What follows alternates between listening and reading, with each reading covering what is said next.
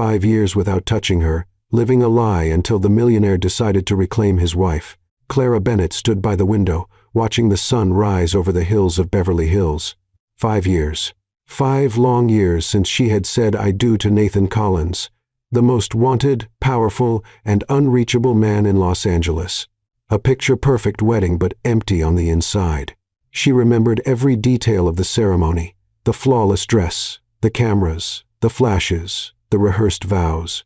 But Nathan's eyes that night hadn't said love. They had only said deal. A deal that would save the Bennett family company from bankruptcy and give him a strategic ally, a contract sealed with wedding rings. Now the mansion had become a symbol of what she had turned into, an elegant shadow trapped between luxury and silence. Breakfast was always set before 8. She ate alone. Nathan rarely showed up. When he did, it was nothing more than a cold good morning before he went back to his phone, as if the real world only existed on the screen. But that morning, something felt different. When Clara walked down the marble stairs, she found him at the table. Nathan was there, and he was looking at her. "Good morning." His voice was calm, but there was something else almost curious. Clara paused for a second, surprised to see him up so early. "Good morning," she replied cautiously. "Did something happen?" He set his cup down. "Yes, there's a gala tonight. I want you to come with me." For a moment, she thought she had misheard. 5 years of silence, and now an invitation. A gala?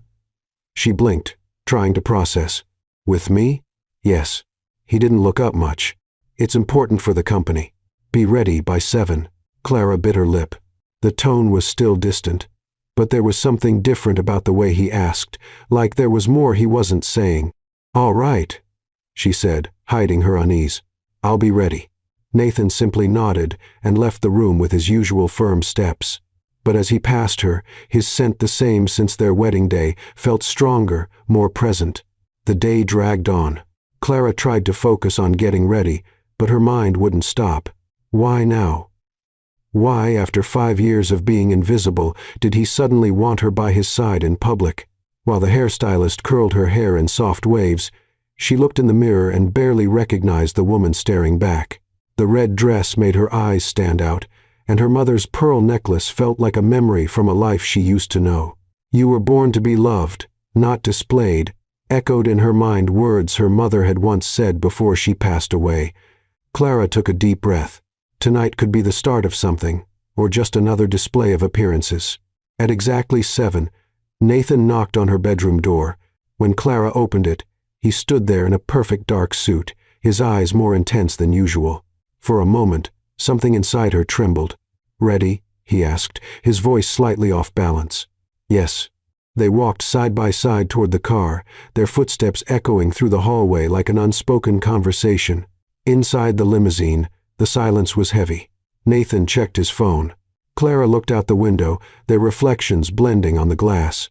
"This is what we are," she thought. Reflections that never touch. But then, in the middle of that silence, he spoke. "It's important that you stay close to me tonight. People. They'll want to meet you." Clara looked up, surprised. Finally, after 5 years, he turned away without answering. The tension between them felt like a wire pulled too tight, ready to snap. The event hall was stunning, full of golden lights and cheerful voices. The air smelled like champagne and ambition. The moment they walked in, every eye turned to them. Nathan Collins, Millionaire CEO of Collins Industries, accompanied by his mysterious wife that almost no one had ever seen. Clara felt the flashes and the whispers. For a second, she wished she could disappear. But when Nathan turned to introduce her, "This is my wife, Clara Bennett Collins," something unexpected happened. He smiled. A real one. It was quick, subtle, but genuine. That small gesture made her heart skip a beat. As they moved through the crowd of executives and investors, she kept her posture until a friendly voice came from behind. "Mrs. Collins." She turned. "I'm Alex Carter, investor with Westfield Group." The man was charming, with a warm smile and sincere eyes. Finally, meeting the most mysterious woman in Los Angeles. Clara laughed, caught off guard by his easy tone. "Mysterious? I think that's a kind way to say reclusive." He laughed out loud. Nathan, standing next to her, kept a neutral expression, too neutral. Alex kept the conversation going, amused, and soon Clara felt alive. For the first time in years, someone saw her. Someone listened. But with every laugh, Nathan grew quieter. His gaze turned colder. Later that night, when Alex stepped away to take a phone call, Nathan leaned toward her discreetly. "You seem to be enjoying yourself." Clara raised her eyebrows. "Maybe because someone finally wanted to talk to me." Nathan looked away, taking a deep breath. The dinner went on with laughter, toasts, and conversation. Clara felt strangely light. There was something freeing about being seen not just as the CEO's wife. But as the night went on, Nathan's eyes became more restless. He watched her every move, every word, every smile. Until, at the end of the event, Alex came back to say goodbye. "It was a pleasure meeting you, Clara. I hope to see you again soon." Before she could answer, Nathan stepped forward, firm. "I doubt it. My wife has a full schedule." Clara froze. His tone wasn't just protective. It was possessive. The drive home was silent, but different. The air between them felt charged. Clara stared out the window, trying to figure out what had changed about him, and about herself. When the car stopped in front of the mansion, she turned to say something, but Nathan was already watching her. His eyes weren't cold like before. They were intense, confused, almost human. For a moment, neither of them spoke. Then he broke the silence. "You surprised a lot of people tonight, including you?" she asked softly. He hesitated. "Including me," and he stepped out of the car before she could say anything else. Clara stayed there a few seconds alone, trying to understand what had just happened. There was something new in the air, something she wasn't sure was hope or danger.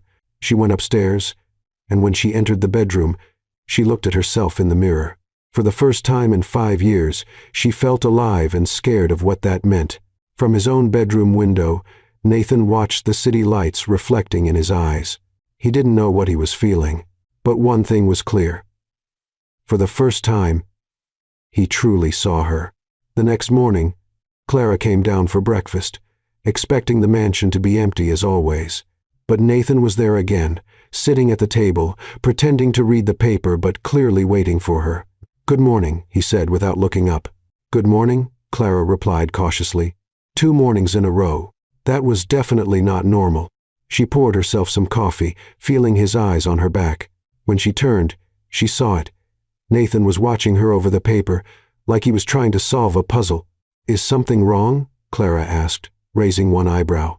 "No," he replied too quickly, lowering his eyes back to the paper. So obviously, she almost laughed. Almost. The next few days were full of strange moments.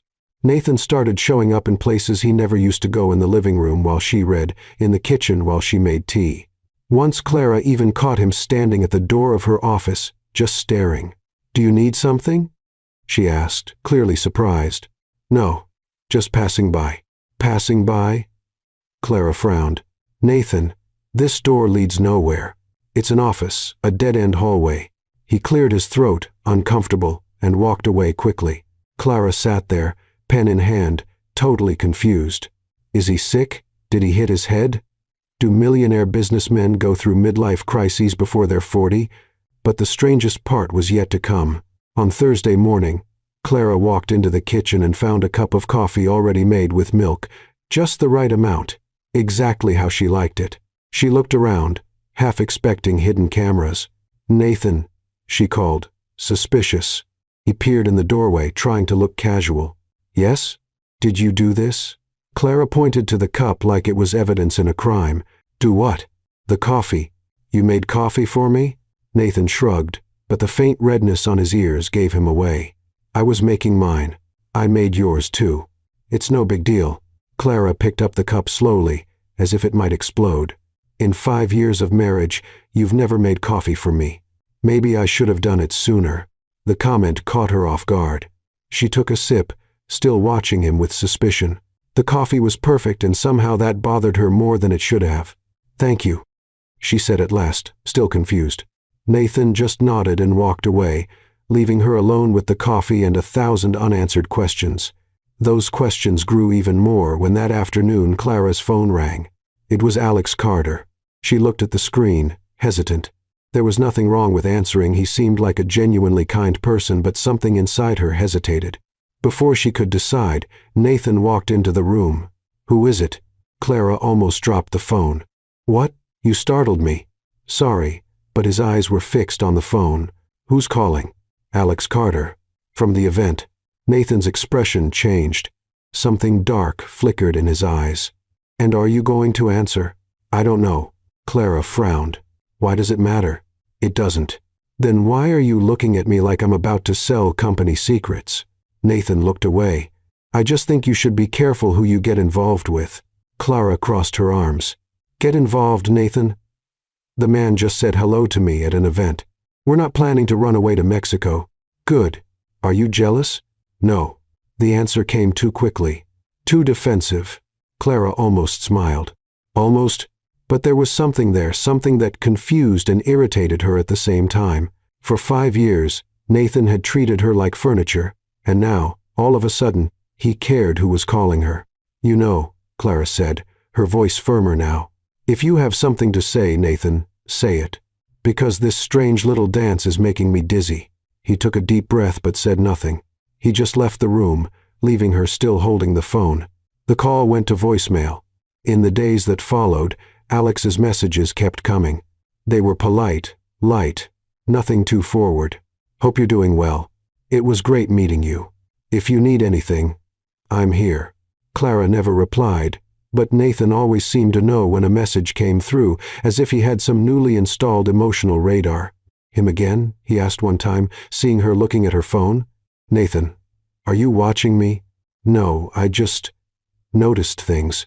"You never noticed anything in 5 years," Clara snapped, tired. "And now, suddenly you're a private detective? Maybe I should have noticed sooner." That caught her off guard. She stared at him, looking for sarcasm. But Nathan looked sincere, and that was even more confusing. "What's going on with you?" Clara asked, softer now.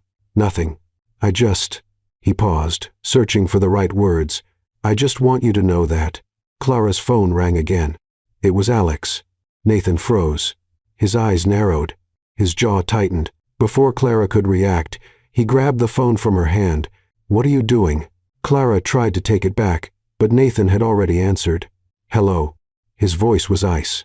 "Yes, this is Nathan Collins, Clara's husband." A pause. "No. She can't talk right now. Not later. Not ever. Thank you for your interest. Have a good day." And he hung up. Clara stood frozen, her mouth open, her brain trying to process what just happened. You didn't just do that." "I did. You had no right." "I have every right. You're my wife." "On paper," Clara shouted. The pain she had buried for 5 years finally spilled out. "I'm your wife on paper, Nathan. You never treated me like a wife. You never looked at me, never talked to me, never cared. And now suddenly you act like you have some claim over me?" "I've always had a claim." "No." The tears started falling, but the anger was stronger. "You have no right. You ignored me for 5 years. 5 years, Nathan. I lived in this house like a ghost. And now that someone finally sees me, you want to play the jealous husband?" "I'm not playing." "Then what are you doing?" Clara was shaking now. Years of silence crashing down at once. "Why now? Why do I suddenly matter?" Nathan stepped forward, his voice low but intense. "Because I don't want to lose you." The silence that followed was deafening. Clara stared at him, trying to understand if she had heard him right. The words echoed in the room, heavy, real, impossible. "You—" "What?" "I don't want to lose you, Clara." She shook her head, backing away. "You can't do this. You can't ignore me for 5 years and then say something like that as if it's simple. I know I can't, but it's the truth. And I'm supposed to believe you." Her voice was a shaky whisper. "Now, after everything?" Nathan didn't answer. He just looked at her with a vulnerability Clara had never seen before. She couldn't take it. She turned and ran to the bedroom, locking the door behind her. She leaned against the wood, sliding to the floor, her hands trembling. For the first time in 5 years, her heart was racing because of him, and she didn't know if it was the beginning of something or the end of everything. The next morning, Clara woke up with swollen eyes and a heavy head. She hadn't slept at all. Nathan's words echoed in her mind like an annoying song she couldn't shake. I don't want to lose you. She looked at herself in the mirror and sighed. Great. Now I look like a raccoon that hasn't slept. She went downstairs, expecting the house to be empty like it usually was before all the chaos started. But no, Nathan was in the kitchen, wearing an apron. Clara stopped halfway down the stairs, blinking a few times to make sure she wasn't seeing things. Good morning, he said, forcing a smile that looked more like a grimace. Good morning. Clara walked over slowly, like she was approaching a wild animal. Are you wearing an apron? I am. Why? Because I'm cooking. Clara looked at the stove, where something was steaming in a pot, something that had once been food a long time ago. Is that edible? Nathan glanced at the pot and frowned. It's supposed to be an omelet. Supposed to be. It's not going very well, Nathan. It's black. Omelets aren't black. Charcoal is black. He turned off the stove, clearly embarrassed. I just wanted to do something nice. Clara bit her lip to keep from laughing, but it was hard. Very hard. Nice would be coffee. You make good coffee. I wanted to impress you. Well, mission accomplished. I'm impressed. Terrified, but impressed. Nathan took off the apron, looking defeated. I'm not good at this at cooking. That's clear. He paused. At getting close to you. Clara's heart skipped a beat. She cleared her throat, trying to keep the mood light. Well, setting the kitchen on fire is a bold approach. He almost smiled. Almost. They stood there for a moment, the silence broken only by the annoying beep of the smoke detector. I think we should open the windows, Clara said, already moving. Nathan helped, and for a few minutes they worked side by side, waving towels to get the smoke out. It was ridiculous, completely absurd, but somehow almost comfortable. Are you wearing cologne? Clara asked suddenly. Nathan froze. I am. I've never seen you wear cologne in the morning. Maybe I should have worn it before. Clara rolled her eyes, but a small smile tugged at her lips. You're acting strange, Nathan. I know, and it's making me suspicious. It should. She stared at him, trying to figure out what he was thinking. But Nathan had been a closed book for so long, she didn't even know where to start. The rest of the day was filled with strange little moments. Nathan offered her a ride to the salon. She said no, but he insisted. In the car, he tried to make small talk. Your hair looks different. Clara touched the ends. It's been the same for 3 years. Oh, well, it looks nice. Thank you. Awkward silence. And that dress? Is it new? Nathan, you saw me wear this dress at the event. Oh, right. Well, still looks nice. Clara held back a laugh. Are you okay? Did you hit your head? Food poisoning? No, I'm just trying. What? He didn't answer. Just kept driving, that serious look on his face. But something about him felt different, almost vulnerable. That night, Nathan did something even more surprising. He got to the dining room before she did and lit candles. Clara stopped at the door. What's going on here? Dinner. He pulled out a chair for her. Please sit, Nathan. Please. She sat down, still suspicious. The table was set. The candles flickered, and Nathan looked nervous. All right, Clara said, crossing her arms. Let's talk. About what? About all of this. She gestured around. The coffee, the ride, the candles, you burning the kitchen. What's going on? Nathan took a deep breath. I'm trying to fix things. Why? Because I should have done it before. That doesn't answer my question. Clara leaned forward. Why now, Nathan? After 5 years?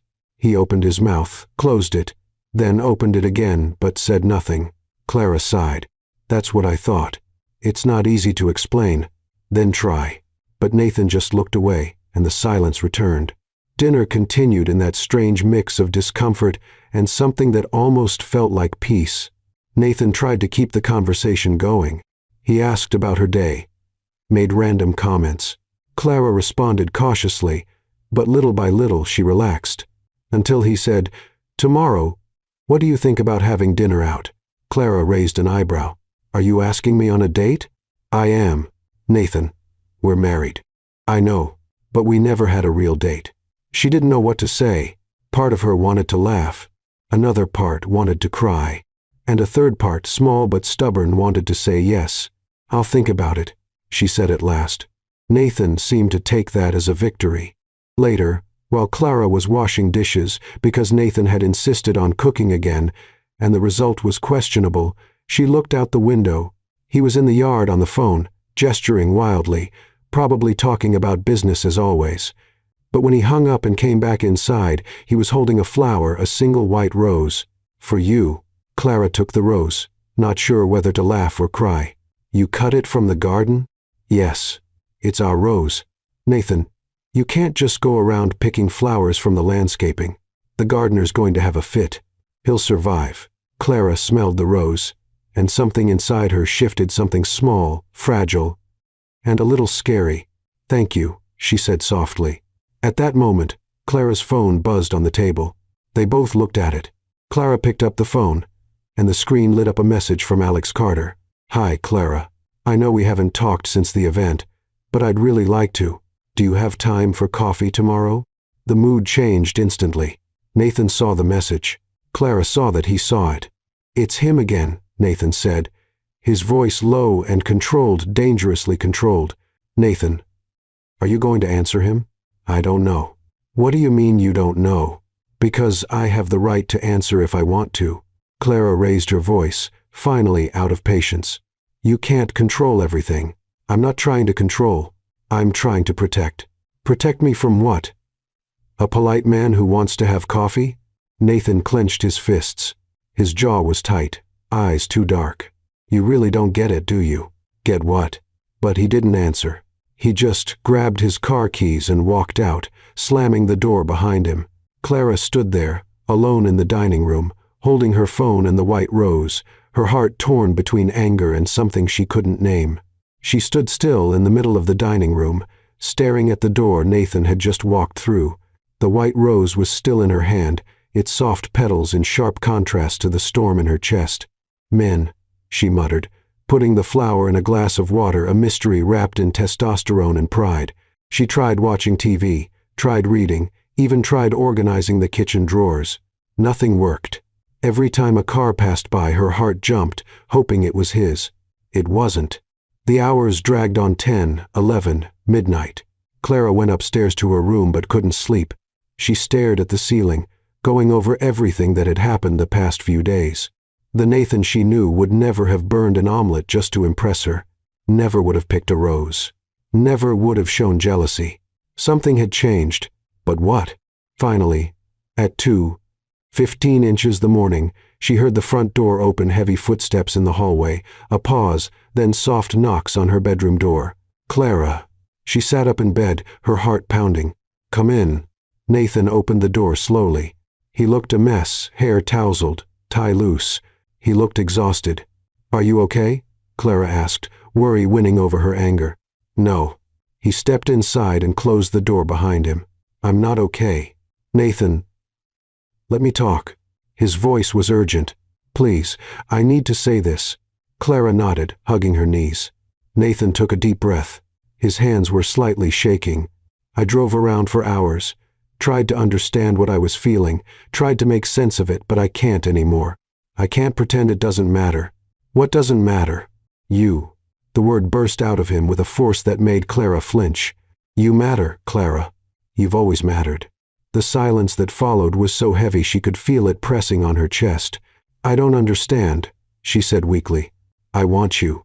Nathan took a step closer, his eyes shining with raw emotion. "I've always wanted you since the wedding day, even before that." Clara shook her head. No, you can't say that now. Not after 5 years. I know I can't, but it's the truth."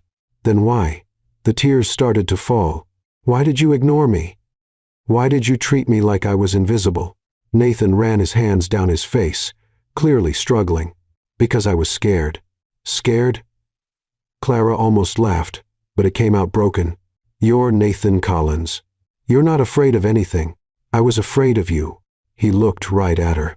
"Afraid of what you made me feel, of how much I wanted you. My father, he always said emotions were weakness. That love was a dangerous distraction in business. And I believed him. I thought if I kept my distance, if I didn't get too close, I'd be safe." "Safe from what?" "From getting hurt. From losing control. From becoming vulnerable, Clara wiped the tears from her face with the back of her hand. You hurt me, Nathan. You hurt me every day for 5 years. I know. His voice broke. And I'm sorry. More than I can put into words. But when I saw you at that event, laughing with that man, being yourself, I realized what I was losing. I realized how silly my fear was compared to the thought of really losing you. Clara wanted to believe. She really did. But 5 years of rejection didn't just vanish because of a nice speech. Words are easy, Nathan. Then let me prove it. He got down on one knee in front of her, holding her hands. Give me a chance to show you I've changed, that I want to be the kind of husband you deserve. She looked at his hands wrapped around hers. They were warm, steady, real. I don't know if I can trust you again. I'll earn your trust every day, for as long as it takes. In the days that followed, Nathan kept his word. He got up early to have breakfast with her, asked about her plans, her thoughts, her dreams, brought her flowers, made awful jokes that made her roll her eyes but also smile. One morning he came into the room where she was reading. I need your help. Clara looked up from her book. With what? The company. We're working on a new deal, and I want your opinion on the proposal. She blinked, surprised. My opinion about business? You studied business, didn't you? Before we got married. I did, but then you get it, and I trust your judgment. Clara didn't know what shocked her more, him remembering her studies or him asking for her help. That afternoon she went to his office. Nathan showed her the documents, explained the terms, and asked what she thought. Clara looked everything over carefully and pointed out a few risky clauses he had missed. You're right, Nathan said, clearly impressed. That could have caused problems down the line. I had a great professor in college. He used to say, if it's not written down, it doesn't exist. Smart guy, Nathan smiled. Thank you, Clara. Really? She smiled back. And for the first time in 5 years, she felt seen, appreciated. The weeks went by, and the distance between them started to shrink. Nathan included her in decisions. He listened when she spoke. He laughed at her jokes, even the bad ones.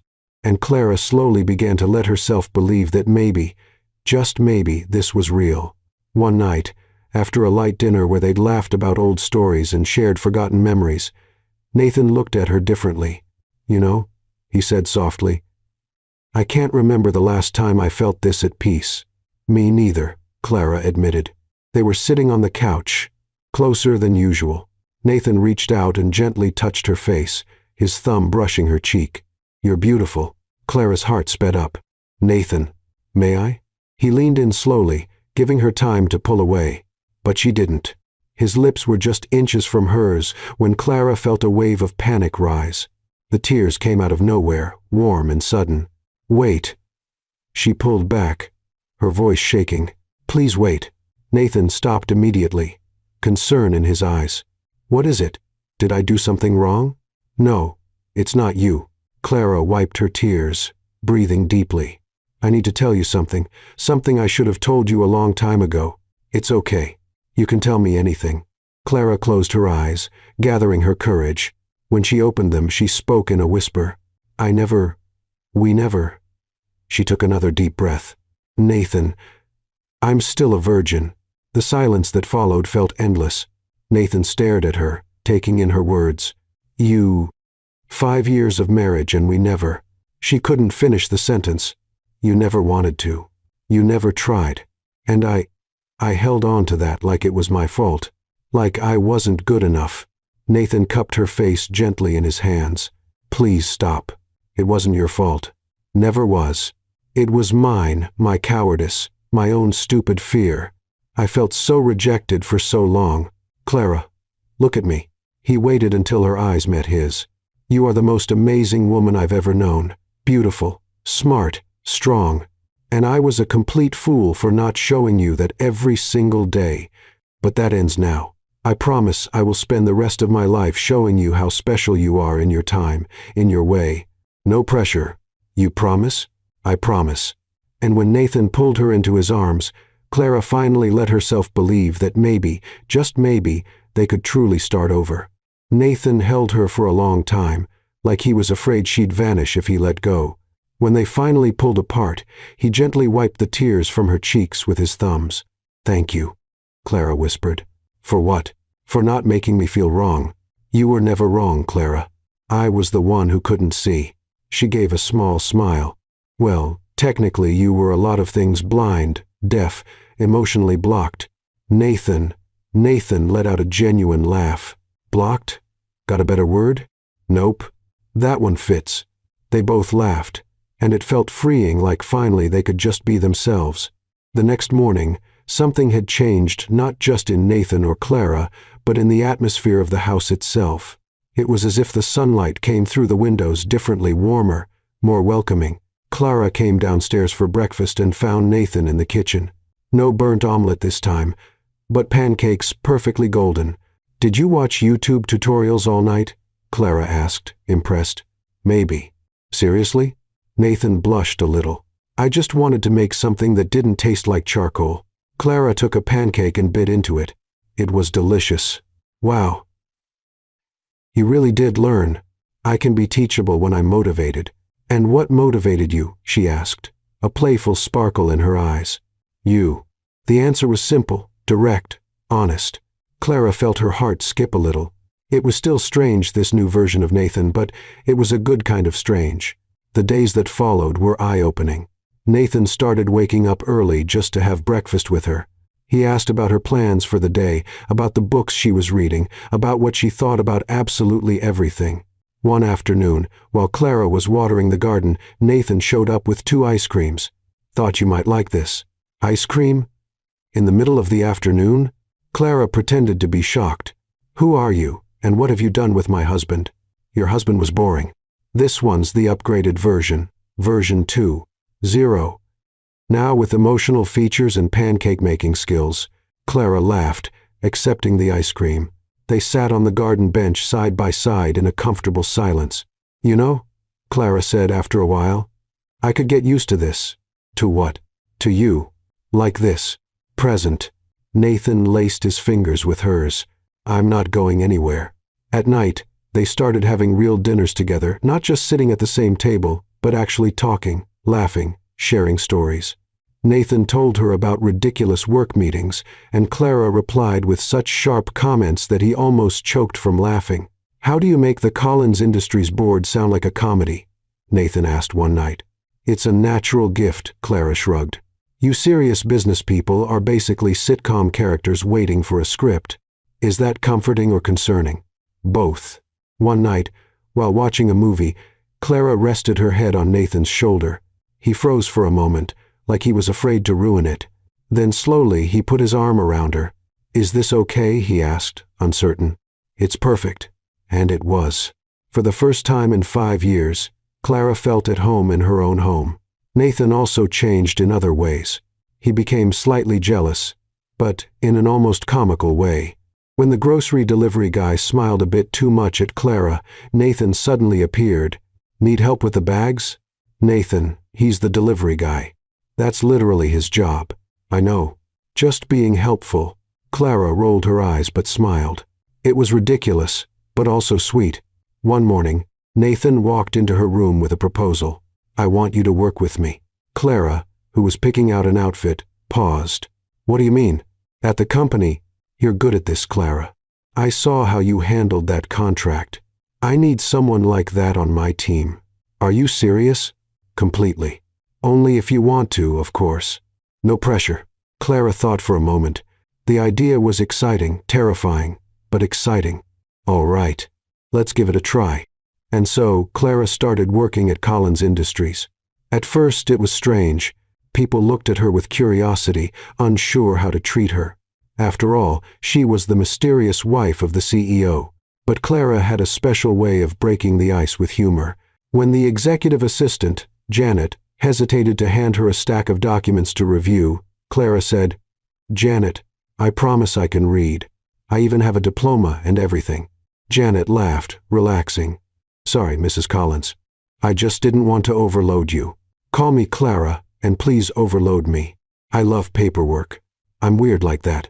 From that day on, Janet became an ally. Clara was reviewing old contracts in the office when she found a folder labeled "Confidential" Bennett-Collins merger. Curious, she opened it.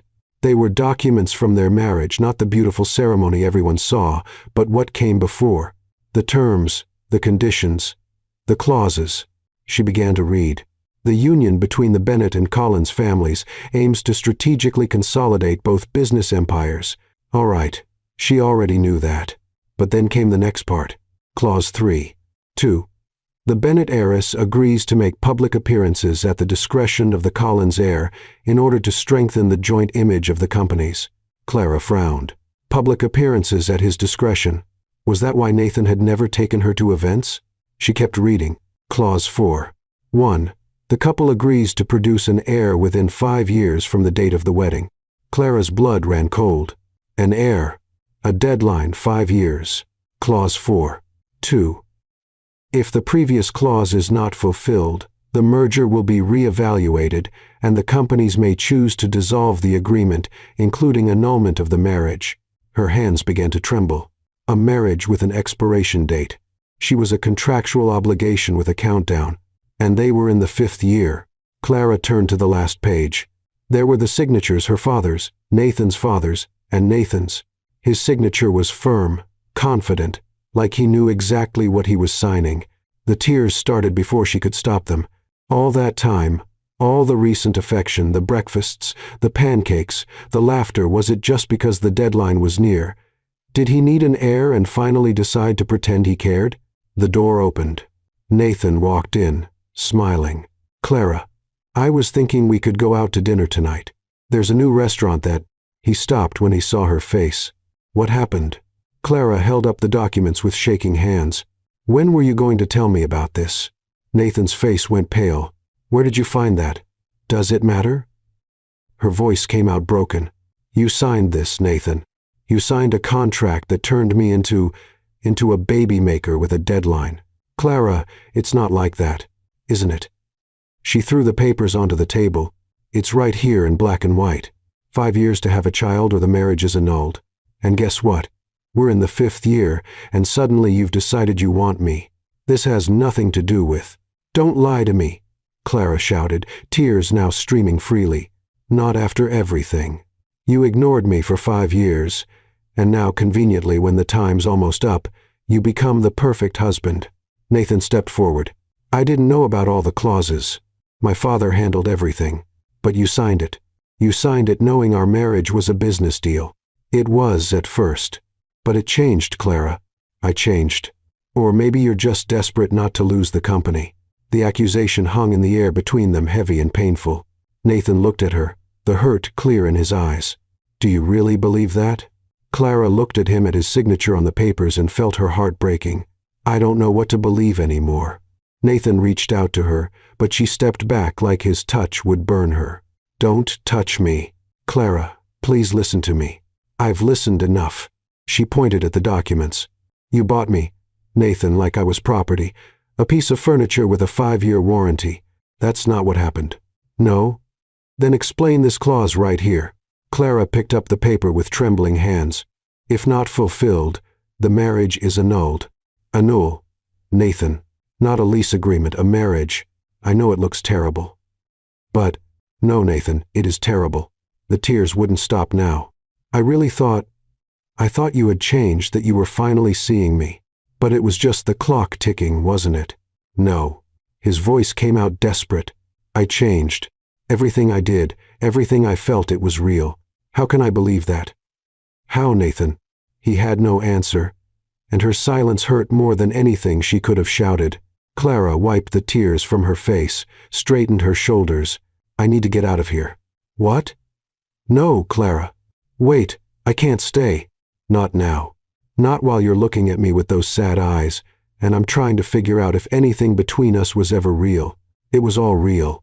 5 years, Nathan, she yelled, the pain finally breaking loose. 5 years where you treated me like air, like I didn't exist. And now you want me to believe you suddenly love me? How convenient, especially with millions of dollars at stake. It's not about the money. It was always about the money. Clara grabbed her purse. For you, for my father, for your father, everyone but me. I was the fool who actually thought marriage meant something. Nathan stepped in front of the door. You can't leave like this. Move, Nathan." Her voice was calm now, dangerously calm. "Or I swear I'll scream until someone calls security, and this will be on the front page of every paper tomorrow." He looked at her for a long moment, the pain plain in his eyes. Then, slowly, he stepped aside. Clara walked past him without looking back. The hotel was impersonal and cold, the complete opposite of the mansion. But at least here Clara could cry without worrying about running into Nathan in the hallway. She dropped her suitcase on the floor and fell onto the bed. The tears came all at once, years of rejection mixed with weeks of false hope. "Idiot," she whispered to herself. "Idiot, idiot, idiot. How could I believe? How could I let my guard down?" Her phone rang, Nathan. She hung up. It rang again. She hung up again. On the third call, she turned the phone off completely. The silence in the room felt overwhelming. Clara looked around at the plain white walls and felt free, broken, but free. There were no expectations here, no disappointment waiting to happen, just her and her confused thoughts. Meanwhile, in the mansion, Nathan could not stay still. He paced back and forth in the living room, phone in hand, trying to call Clara for the 10th time straight to voicemail. Damn it. He threw the phone onto the couch. Janet, who was still in the office finishing some reports, appeared at the door. "Mr. Collins, is everything all right?" "No, Janet, nothing is all right. Is there something I can do?" Nathan ran his hands through his hair, exhausted. "Unless you know how to travel back in time and stop me from signing a stupid contract 5 years ago, no."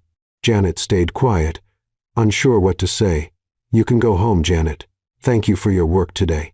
She hesitated, then left, leaving Nathan alone with his demons. He did not sleep that night, nor the next one. Meetings were canceled, board sessions postponed. Nathan Collins, the always punctual and meticulous CEO, was completely falling apart.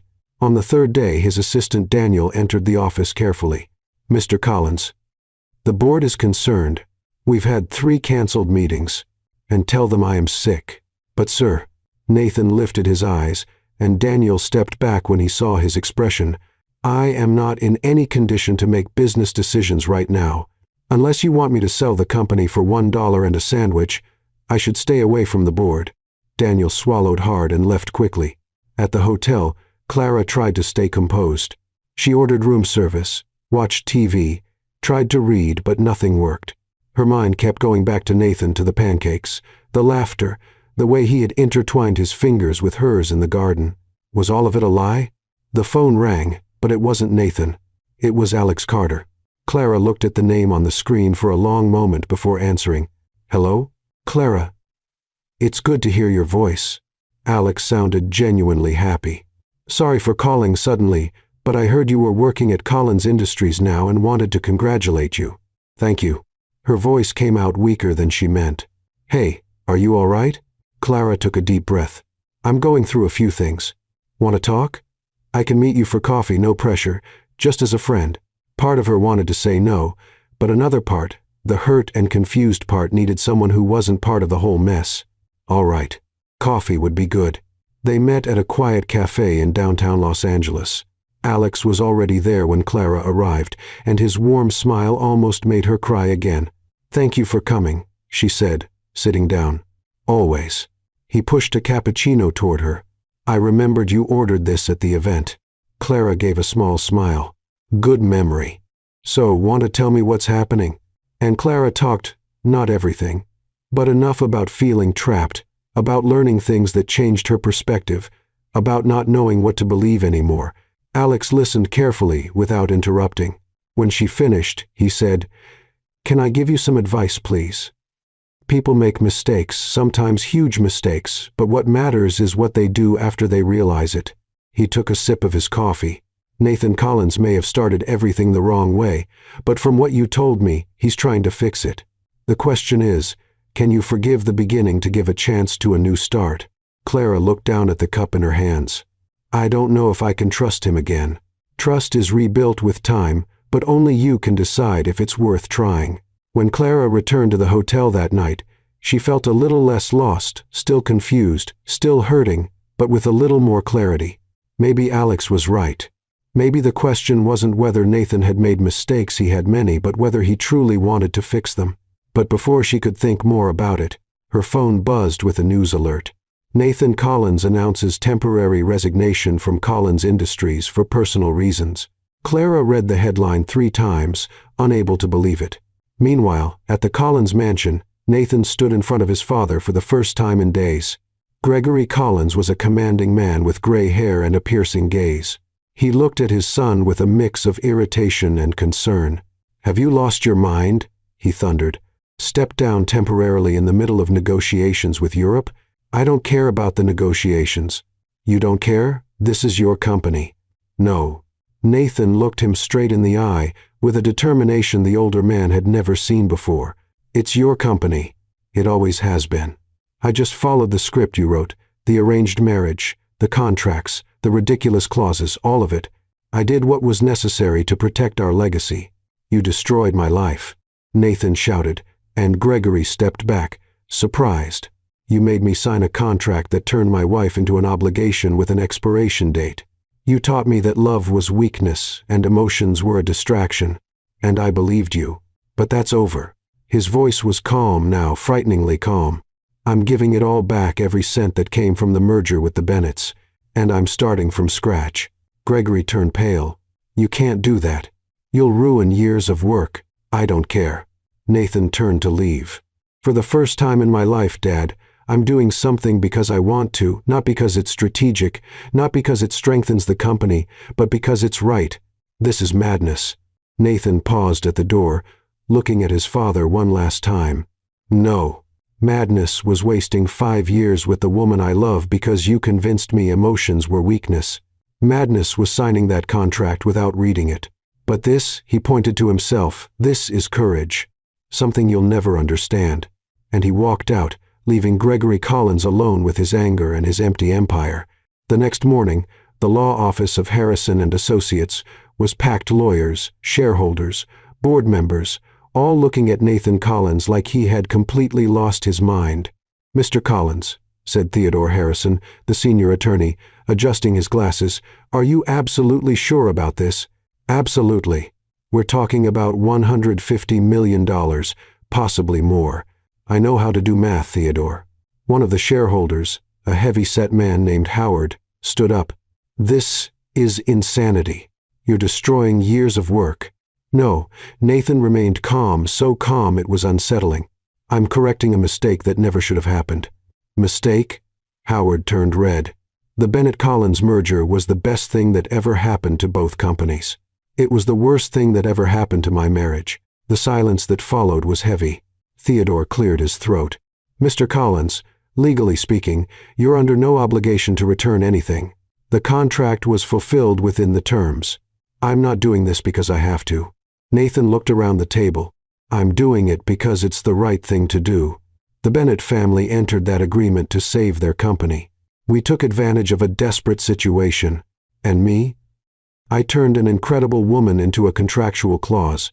Another shareholder, a middle-aged woman named Patricia, spoke gently. "And does Mrs. Collins agree with this?" Nathan looked down. "She doesn't even know yet. But it doesn't matter if she agrees or not. This is something I have to do." Howard slammed his hand on the table. "You're throwing away your inheritance over marital guilt?" "No." Nathan met his gaze.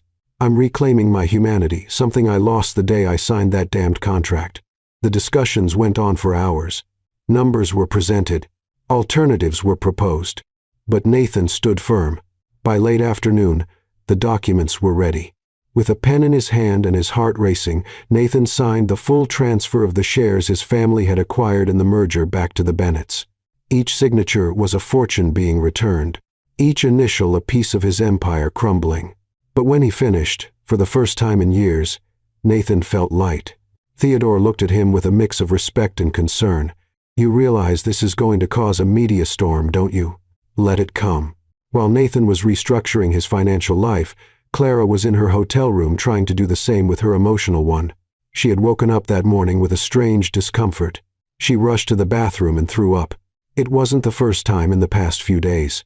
"Great," she murmured, washing her face. "Now I'm not just emotionally wrecked, I'm physically wrecked too." She ordered ginger tea from room service and tried to calm down. It was probably just stress. People under stress got sick all the time. It was normal, but the nausea continued. Then came the dizziness and the delay. Clara looked at the calendar on her phone, and her heart skipped a beat. No. She shook her head. No, no, no. It can't be. But the more she thought about it, the clearer the signs became. With shaking hands, Clara walked to the nearest pharmacy. She wore sunglasses and a scarf on her head, feeling ridiculously like a spy in a bad movie. The clerk, a young woman with pink hair, gave her a friendly smile. "Can I help you?" I need a..." Clara lowered her voice. "A pregnancy test." "Of course," the girl said, far too loudly. Clara almost dove behind the counter. "We have a few options. Do you want digital or regular?" "Whatever's fastest, please." Back at the hotel, Clara locked herself in the bathroom. She followed the instructions with trembling hands and waited the longest 3 minutes of her life. When she finally looked at the result, the world seemed to stop. 2 lines. Positive. Clara sank to the cold bathroom floor, still holding the test. "Oh my God." The words came out in a whisper. "Oh my God." She was pregnant. Pregnant with Nathan's child, the man she loved and hated in equal measure. The man she had run away from just 1 week ago. The tears came, but this time they felt different: fear, shock, but also something else. Something warm and protective growing in her chest. There was a life inside her, a life she and Nathan had created. Even in the middle of all the pain and confusion, something pure and innocent was happening. And now, she asked her reflection in the mirror, "What do I do now? Tell Nathan? How? Hi, I ran away from you. But guess what? I'm pregnant." Surprise. What if he thought it was a trap? A way to force him to stay? Or worse, what if he stayed out of duty, not love? Clara spent the rest of the day in a storm of thoughts. She paced the room, picked up her phone, then set it down again, wrote messages she never sent. Then that night, while flipping through TV channels aimlessly, something caught her attention. It was Nathan on screen at a press conference. Clara turned up the volume, her heart racing. Nathan stood behind a podium, surrounded by microphones and flashing cameras. He looked tired but determined. "I've decided to return all shares from the Bennett-Collins merger back to the Bennett family," he said, his voice steady. The reporter's murmurs were audible even through the TV. One journalist raised her hand. "Mr. Collins, that means a loss of over $150 million. Why?" Nathan took a deep breath. "Because some things matter more than money." "Like what?" He looked straight into the camera, and Clara felt like he was looking at her. "Like love." The word echoed through the room. "I made mistakes, a lot of them. I turned a marriage into a business deal. I treated the woman I love like a contract, and I lost 5 years I can never get back." Tears began streaming down Clara's face. "This isn't a business move," Nathan continued. "It's an apology to my wife, to the Bennett family, and to myself for ever believing that power and money mattered more than happiness and love." Another reporter shouted, "And what about Collins Industries? What happens now?" "I'll rebuild from scratch if I have to, but this time the right way. No shortcuts, no marriage contracts, no turning people into assets." "And your wife? Does Mrs. Collins agree with your decision?" Nathan hesitated. "I haven't had the chance to speak with her yet, but I hope that one day she can forgive me." The conference went on, but Clara wasn't listening anymore. Tears soaked the pillow she clung to. He had done it. He really had given up everything for her. Clara wiped her face and looked at the pregnancy test still on the nightstand. Then she looked back at Nathan on the screen, vulnerable and honest, in a way she'd never seen before.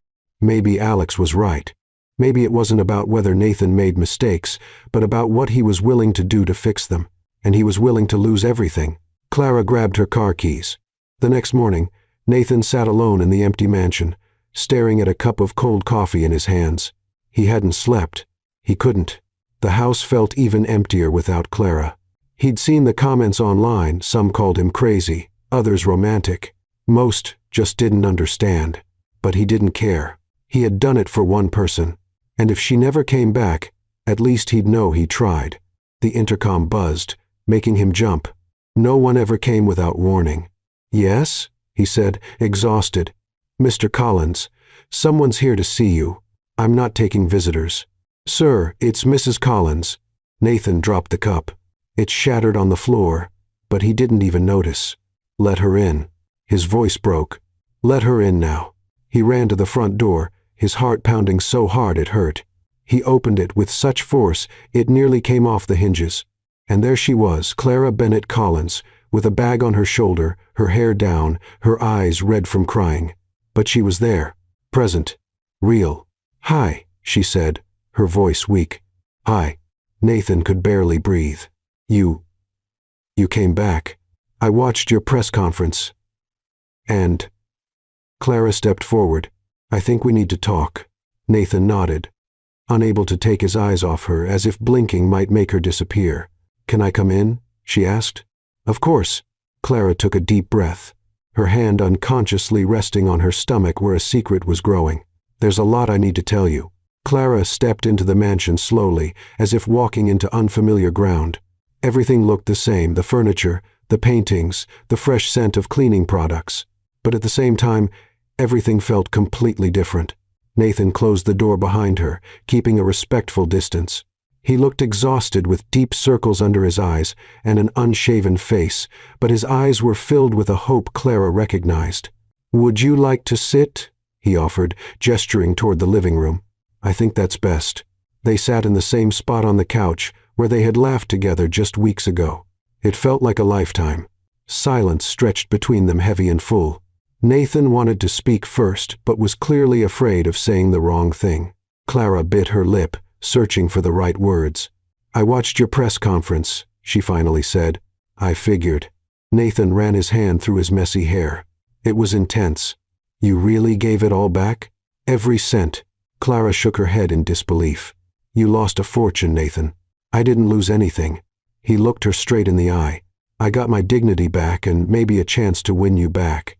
The tears came without warning. Clara tried to hold them in, but it was no use. Nathan moved closer instinctively but stopped himself just before touching her. "What is it? Did I say something wrong?" Clara laughed through her tears, the sound broken and soft. "No, you said everything right. It's just that I have something to tell you, and I'm terrified. You can tell me anything. I promise I'll listen." She took a deep breath, her hands trembling. "Nathan, I'm pregnant." Time seemed to stop.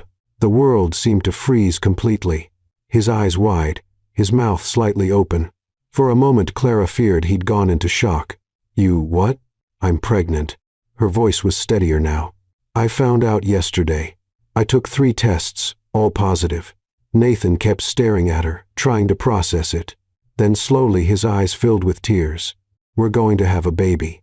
"Yes." He dropped to his knees in front of her, hands covering his face. His shoulders shook. "Nathan."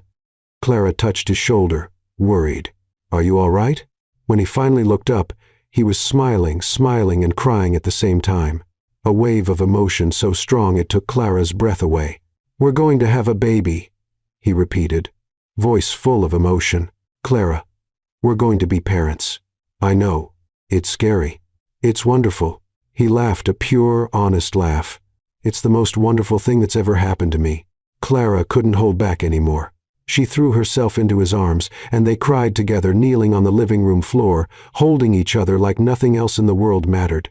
"I was so afraid to tell you," Clara confessed.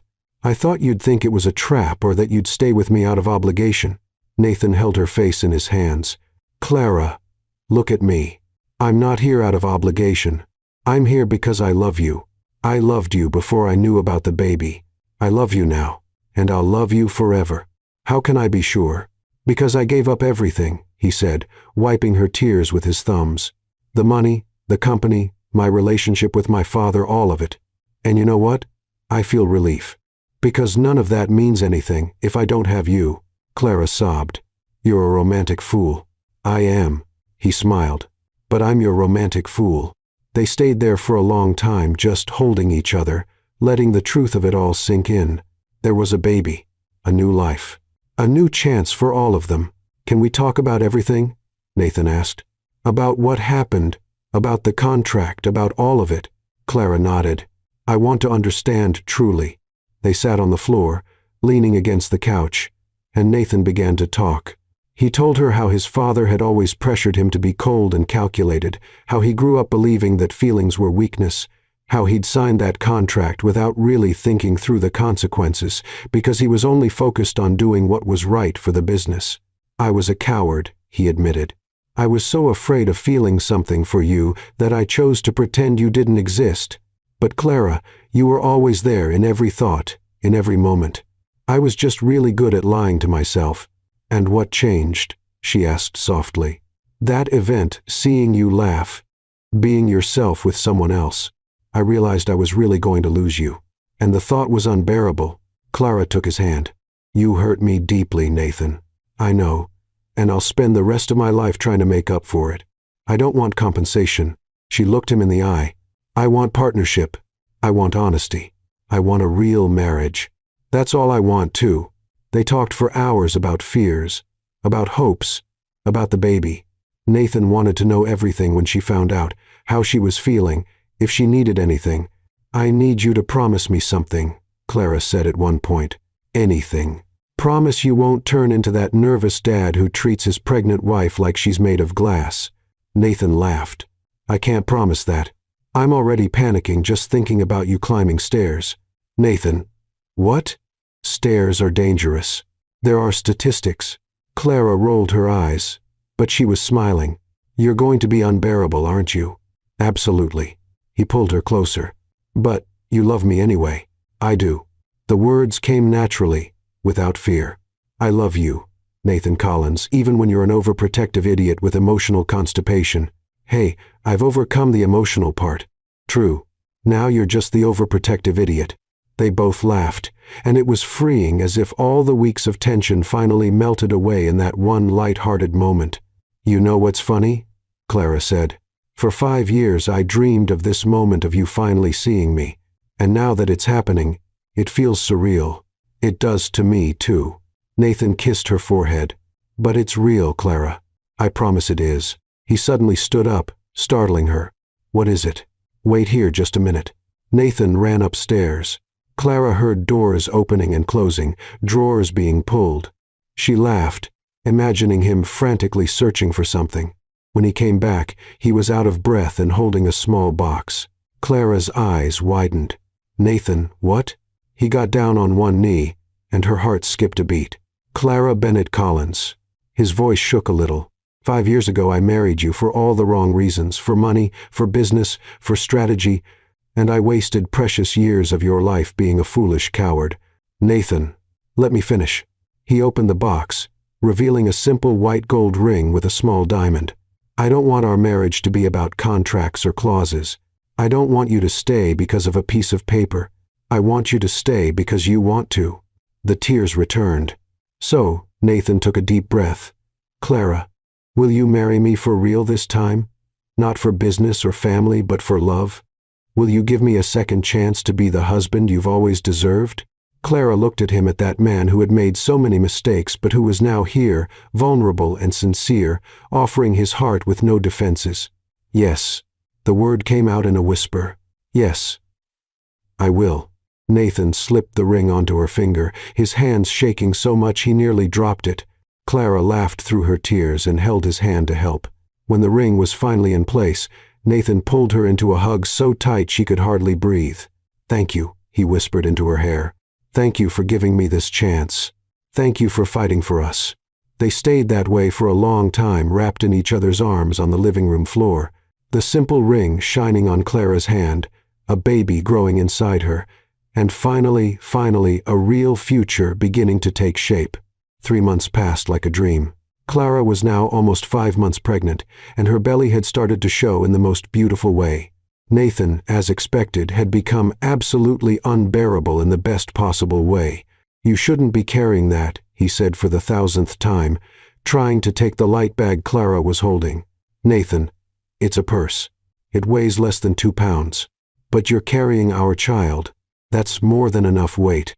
Clara rolled her eyes but smiled. You need to relax, or you'll have a heart attack before the baby is born. Impossible. I bought a book on mindful fatherhood. I've learned breathing techniques.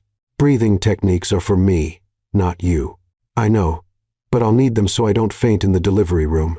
Janet, who'd been watching from the office doorway, couldn't hold back a laugh.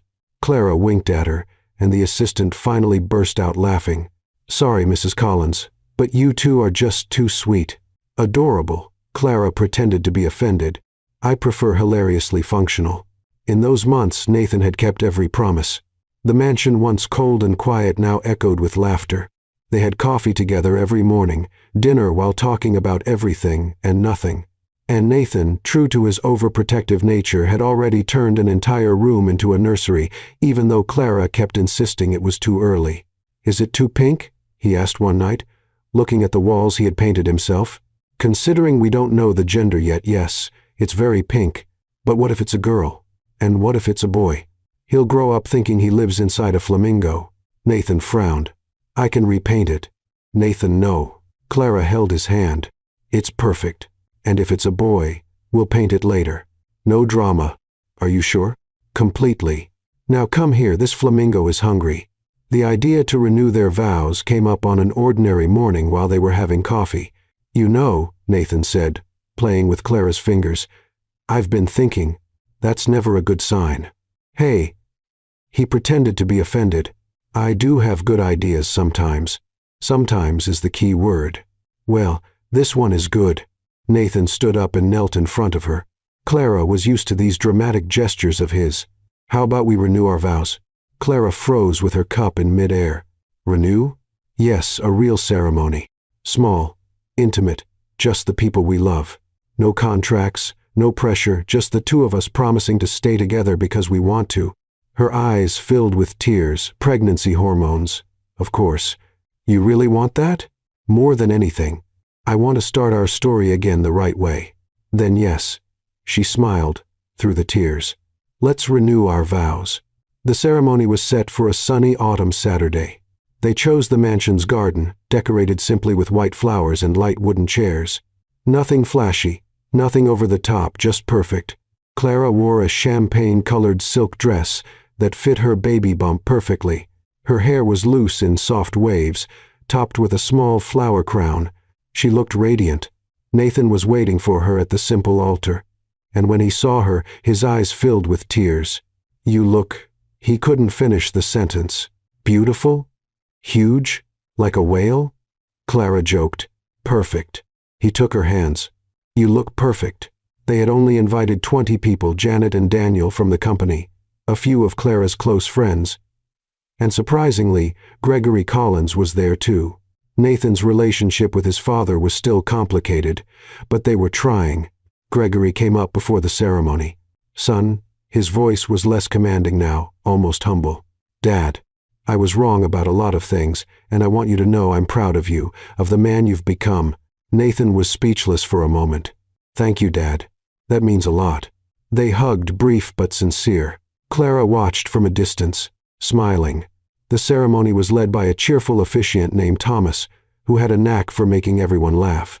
"Nathan," Thomas began, "do you promise to love this woman, respect her choices, and stop panicking every time she walks up a staircase?" Laughter echoed. Nathan blushed. "I promise, or at least I'll try." "Clara, do you promise to love this man even when he becomes a neurotic and overprotective dad?" "I promise." She squeezed Nathan's hand. "Even when he's unbearable?" "Hey, truth hurts, dear." More laughter. When it was time for their personal vows, Nathan took a deep breath. "Clara, I wasted 5 years pretending you didn't exist, 5 years being a coward. But you gave me a second chance, and I promise here in front of God and everyone I will spend the rest of my life being worthy of that chance. I'll love you on the good days and the bad. I'll support you. I'll make you laugh even with terrible jokes. And I'll be the best father our child could have." Clara wiped her tears. "Oh my goodness. How am I supposed to top that?" "You don't have to. Just be you." "Okay." She took a deep breath. "Nathan, you were my biggest mistake and my best decision. For years I hated you for ignoring me, but now I understand that sometimes people need to get lost to find themselves. You were lost, but you found your way, and I love you for that. I promise to support you, challenge you when needed, and make fun of your neurosis when you're being impossible." "Is that a threat?" "It's a promise." Everyone laughed, and Thomas declared them officially this time husband and wife. The kiss was gentle, full of promises and new beginnings. During the party, While Clara chatted with Janet about nursery decorations, someone walked up to her. Clara. She turned and widened her eyes. Alex. Alex Carter was there, looking as sharp as ever with a warm, genuine smile. Surprised completely. What are you doing here? Nathan invited me, Alex said with a smile. He said it was important for both of you. Clara looked at her husband, who gave her a wave from a distance. Her heart filled up. I came to wish you well, Alex continued. Truly, you both deserve it. Thank you, Alex, for everything. For being kind when I needed it. It was a pleasure meeting you, Clara. And now I'll say goodbye. He extended his hand. I've got a flight to New York in a few hours, new business opportunity. Clara shook his hand. Good luck, and thank you. Really take care of him, and let him take care of you too. I'll try. Alex said goodbye to Nathan with a firm handshake and left. Clara felt like a chapter had closed. That man had represented a moment of confusion but also clarity, and now he was gone, leaving only room for the future. Nathan stepped onto the small makeshift stage and raised his glass. I'd like to make a toast. Everyone turned toward him, to new beginnings, to second chances, and to never letting pride win over love again. Clara, you taught me that real wealth isn't in bank accounts but in waking up next to someone you love, and I promise here and now to honor that every day. To love, everyone shouted. Clara wiped her tears again. Hormones? She murmured. Of course, said Janet, standing beside her. Definitely just the hormones. 2 weeks later, Clara and Nathan were at a rented beach house in Malibu for their honeymoon, nothing fancy, just a cozy place with an ocean view. Are you sure you're comfortable? Nathan asked for the 100th time. Nathan, I'm fine. Stop treating me like I'm made of glass. You're carrying our baby. You're more valuable than glass. That was sweet. Still neurotic, but sweet. They spent their days walking on the beach, talking about everything, about baby names, about what life would be like with a child, about the dreams they had put on hold and could now finally pursue. What if it's a boy? How about Nathan Jr.? Nathan suggested. Absolutely not. Why not? Because one of you is enough. Thank you very much. Clara laughed. How about something classic? Thomas? Michael? What if it's a girl? Grace? Sophie? Lily? Nathan gently touched her belly. Lily Collins, that sounds beautiful. It really does. One night while they were having dinner on the porch watching the sunset, Nathan's phone rang. He glanced at the screen and frowned. Who is it? Clara asked. Jonathan Price, an old business partner. Are you going to answer? Nathan hesitated but picked up. Jonathan. Clara watched as his expression shifted. Surprise, interest, then caution. I see. That's an interesting offer but risky. Nathan looked at Clara. Can I think about it and get back to you? He hung up and stared at the phone. What is it? Clara leaned in. Jonathan has a business proposal. Nathan took a deep breath. A sustainable tech startup, high risk but high potential too. And are you interested? I am. He reached for her hand. But not without talking to you first. We're partners now, remember? Clara smiled. Tell me more about the offer. Nathan spent the next hour walking her through Jonathan's proposal. The startup focused on renewable energy technology for low-income communities. The initial investment was significant, but the social impact would be huge. It's risky, Nathan admitted. Very risky, but it's exactly the kind of project that makes sense now. Clara bit her lip, thinking. And what would your role be? Jonathan wants me as co-founder. But here's the interesting part, Nathan leaned in. He also suggested you join as a full partner. Me? Clara's eyes widened. Nathan, I just barely went back to work. And you were amazing. Janet won't stop talking about how you reorganized the entire filing system. Daniel calls you the efficiency fairy. He does not. He does, just not in front of you. Clara laughed, but she was clearly unsure. What if it doesn't work? What if I mess everything up? Nathan held her hands. Impossible. You're smarter than most business people I know. And this time it wouldn't be my company you're working at, it would be our company. Together from the beginning. Collins and Bennett Consulting? Clara suggested. Actually, I was thinking of something else. Nathan smiled. How about Bennett and Collins? You first. You're joking. I'm completely serious. Clara felt her eyes well up again, Those hormones. This means a lot to me. I know. That's why I want to do it right. They stayed up late talking through all the possibilities. Clara shared her concerns. What if work took over their lives? What if they started arguing again? What if the baby came right in the middle of all the chaos? Then let's set some rules, Nathan suggested. Clear boundaries between work and home. No business talk after 8 p.m. Weekends are sacred family time only. What if something urgent comes up? We handle it together as partners. Clara took a deep breath. All right, let's do it. The next day they called Jonathan and accepted the offer. The following month was organized chaos meetings with lawyers, brainstorming sessions, building the business model. Clara discovered she had a natural talent for operations and logistics, while Nathan thrived in strategy and investor relations. The company was officially registered as Bennett and Collins International Consulting, a fusion not of families or fortunes, but of dreams and purpose. The first office was small, 3 rooms in a commercial building in downtown Los Angeles.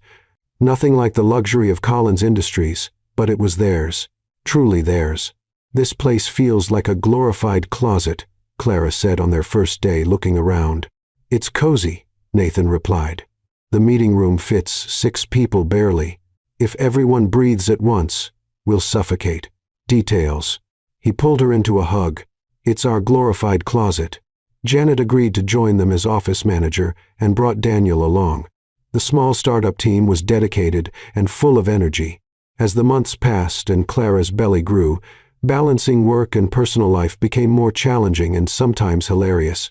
One morning, Clara was in a video call with potential investors when the baby kicked hard. As I was saying, our sustainability model, ow. She winced. Is everything all right, Mrs. Bennett? One of the investors asked, concerned.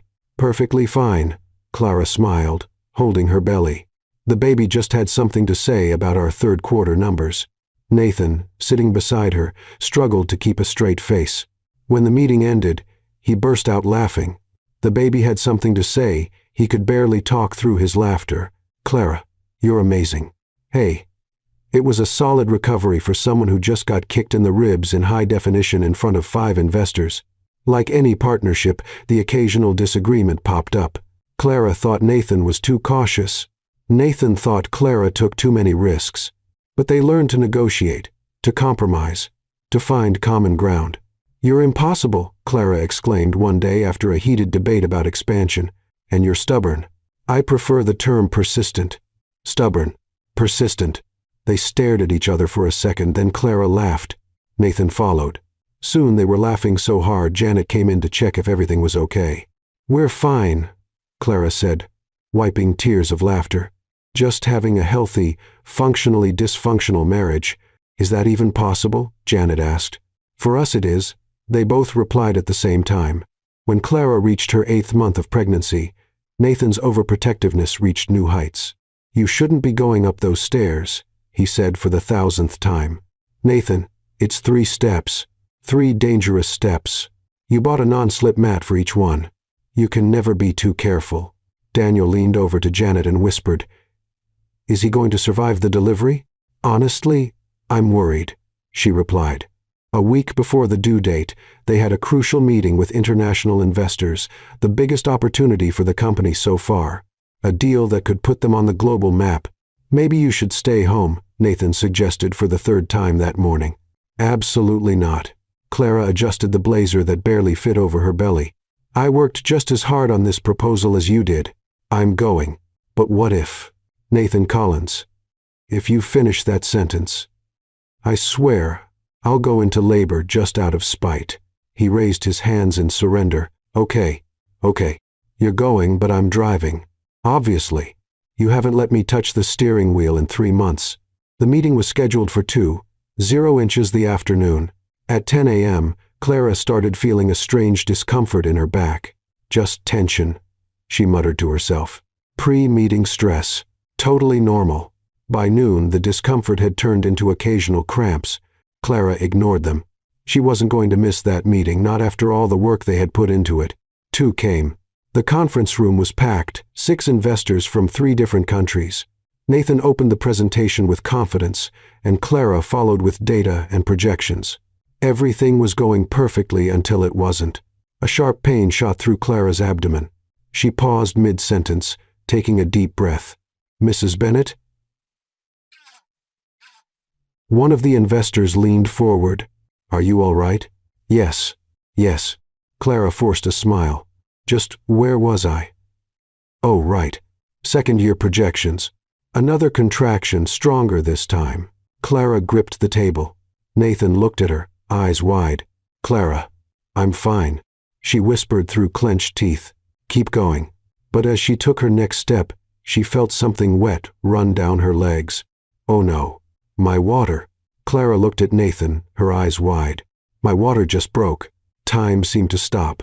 Nathan went pale, completely pale, like all the blood had drained from his body. "Your what?" "My water, Nathan. The baby's coming now."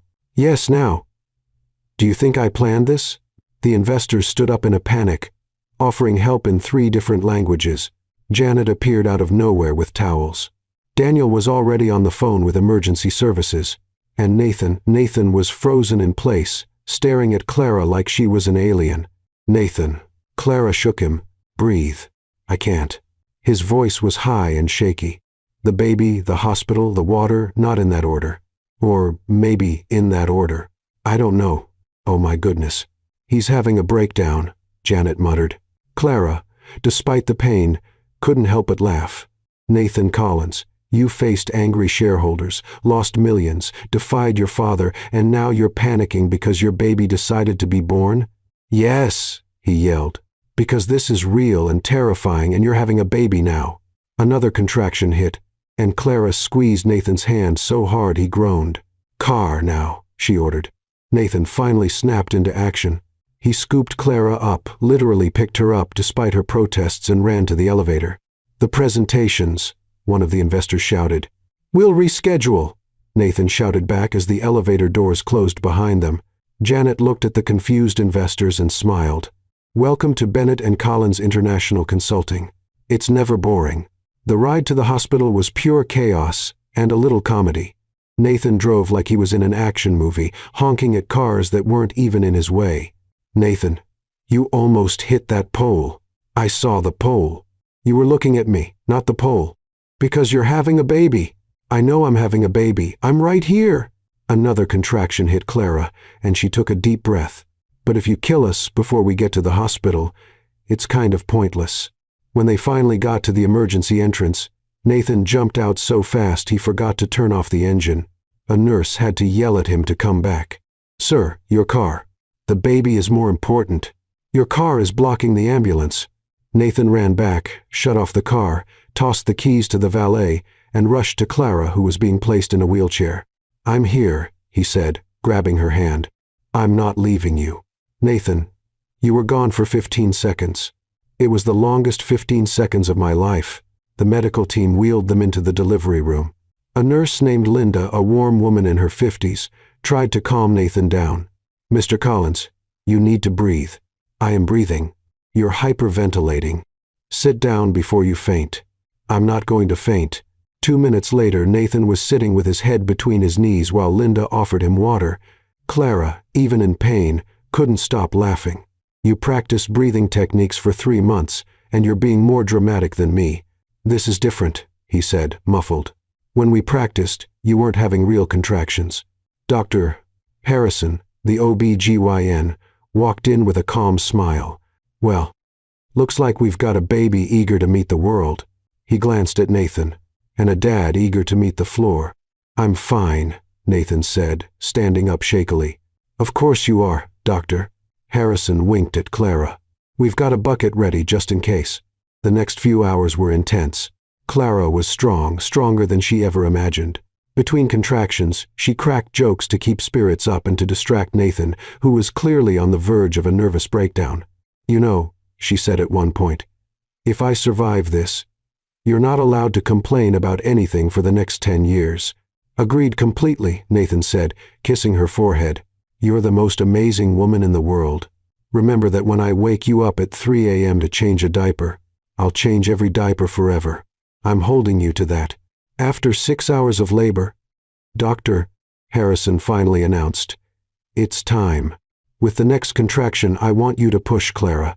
Nathan held her hand, and Clara squeezed it so tightly that he winced, but he didn't complain. He just stayed there, whispering words of encouragement. You can do this. I know you can. You're strong. You're amazing. Then, in a moment that felt like time had stopped, a cry filled the room. It's a boy, Doctor, Harrison announced, holding up a small, perfect baby. Clara started crying. Nathan did too. Nurse Linda, who had witnessed hundreds of births, wiped her eyes quietly. The baby was quickly cleaned and placed on Clara's chest. She looked at that red, wrinkled little face and felt her heart overflow. Hi, little one, she whispered. We've been waiting for you for so long. Nathan, kneeling beside the bed, gently touched the baby's tiny hand. The boy grabbed his finger with surprising strength. He's perfect, Nathan said, his voice choked.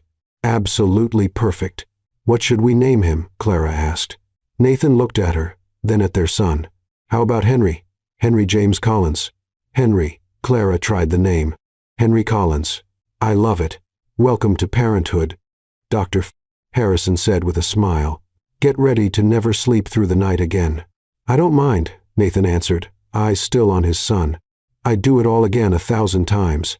The months that followed were a roller coaster, sleepless nights, endless diapers, cries that made no sense, and lots of coffee.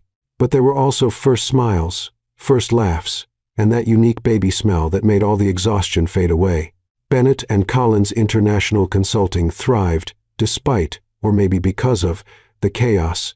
The investors who had witnessed Clara's labor sent flowers and became loyal partners. After all, as they said, if the couple could manage a crisis like that with grace, they could handle any business challenge. The mansion, once cold and quiet, was now full of life. Baby laughter echoed through the halls. Colorful toys filled the living room. And every Saturday morning the smell of perfectly golden pancakes Nathan had become an expert filled the house. Gregory Collins became a surprisingly devoted grandfather. He visited every week, always bringing a new gift for Henry, and a silent apology in his eyes. Janet and Daniel became honorary aunt and uncle, always ready to babysit so the couple could enjoy the occasional night off. A year passed like a dream. On Henry's first birthday, Clara and Nathan threw a garden party, simple decorations, colorful balloons, a 3-tier cake. Clara insisted on baking a bit lopsided but perfect, and the people they loved. Henry, now with dark hair and curious eyes like his father's, sat in his high chair, happily smashing a piece of cake with his hands. He definitely got your grace, Nathan joked, taking pictures. And your modesty, Clara replied. As the afternoon went on and guests chatted cheerfully, soft music started playing. Nathan reached out his hand to Clara. May I have this dance in the garden, in front of everyone? Exactly in the garden, in front of everyone. Clara took his hand, and they began to dance slowly on the grass. Nathan was clumsy, he'd never been a good dancer, but he didn't care. And Clara loved every awkward step. You know, Nathan said, pulling her closer, I've done a lot of things wrong in my life. But somehow I ended up here with you, with Henry, with a life worth living. Clara rested her head on his chest, listening to his heartbeat. True love can't be bought, Nathan. It's built with patience, with forgiveness, with courage. And we built it together. And we'll keep building every single day. Every single day, she agreed. Henry shouted from his high chair, wanting attention. They both laughed and walked over, each taking one of his frosting-covered hands. Gregory snapped a photo of that moment, the three of them smiling, bathed in sunlight and happiness. Clara looked around at the mansion that was now a home, at the people they loved, at the man she almost lost but who fought to stay, and at the boy who represented everything they had overcome. She leaned in and whispered in Nathan's ear as Henry laughed between them. At last, we are what we were meant to be from the beginning. A family. Nathan kissed her forehead. Then Henry's. A family, he repeated, smiling. The best family in the world. And there, under the blue Los Angeles sky, with the sound of laughter and the smell of cake in the air, the Collins family began the rest of their lives together finally, completely.